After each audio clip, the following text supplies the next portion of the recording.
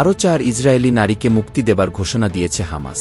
তার বিনিময়ে ইসরায়েলি কারাগার থেকে মুক্তি পাবে 200 ফিলিস্তিনি বন্দী। আগামী শনিবার এই বন্দী বিনিময় হবে বলে জানিয়েছে হামাস। খবরে বলা হয় যুদ্ধবিরতি চুক্তির দ্বিতীয় বাস্তবায়ন শুরু হবে 25শে জানুয়ারি। ওই দিন প্রতিরোধ আন্দোলনগুলোর যোদ্ধারা 4 ইসরায়েলি নারী বন্দীর নাম ঘোষণা করবে এবং এর বিপরীতে দখলদার ইসরায়েল 200 ফিলিস্তিনি বন্দীদের নাম প্রকাশ করবে। এদিকে 15 মাস ইসরায়েলের আগ্রাসনের পর যখন গাজা ধ্বংসস্তূপে পরিণত হয়েছে, সেখানে হঠাৎ এত হামাস যোদ্ধা দেখে উদ্বিগ্ন হয়ে পড়েছে ইসরায়েলি প্রশাসন। ইসরায়েলি গণমাধ্যমগুলো বলছে যেখানে হামাসের অস্তিত্ব থাকার কথা নয় সেখানে এত যোদ্ধা কোথা থেকে এলো।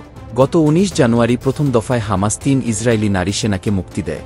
সে সময় কয়েকশো হামাস যোদ্ধাকে ভারী অস্ত্রসহ দেখা যায়। তাদের এই বিশাল উপস্থিতি ভাবিয়ে তুলেছে ইসরায়েলকে। অনেকে বলছেন হামাস মাটির নিচে বড় শহর তৈরি করেছে, না হলে এত সক্রিয় উপস্থিতি সম্ভব হতো না।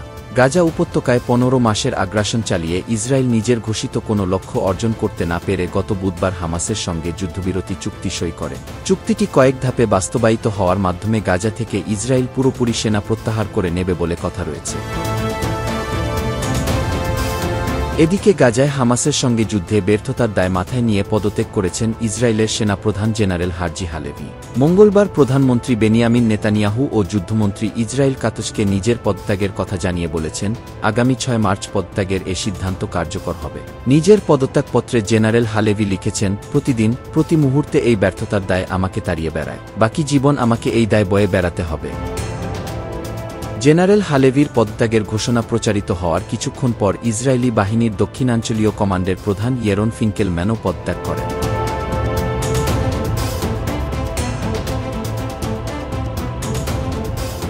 এদিকে যুক্তরাষ্ট্রের নতুন প্রেসিডেন্ট ডোনাল্ড ট্রাম্প ঘোষণা দিয়েছেন চীন থেকে আমদানি করা পণ্যের উপর 10% শুল্ক আরোপ করা হবে। তার এই ঘোষণার পর বুধবার চীনা শেয়ার বাজারে বড় ধরনের পতন ঘটেছে। চীনের মূল ভূখণ্ডের CSI 300 সূচকে দিনের শুরুতেই 1% বেশি পতন হয়। তবে দিনের শেষে লেনদেনের সূচকটি 0.9% কমে স্থির হয়েছে। এছাড়া হংকংয়ের হ্যাংসেং সূচকও 6 দিনের টানা বৃদ্ধির পর বুধবার পতন ঘটে।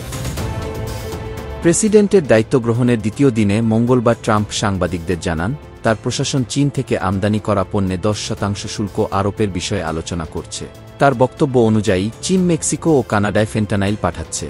তবে চীনের পররাষ্ট্র মন্ত্রণালয় আগেও এই দাবি প্রত্যাখ্যান করে জানিয়েছে, চীন মাদক নিয়ন্ত্রণে বিশ্বের অন্যতম কঠোর দেশ।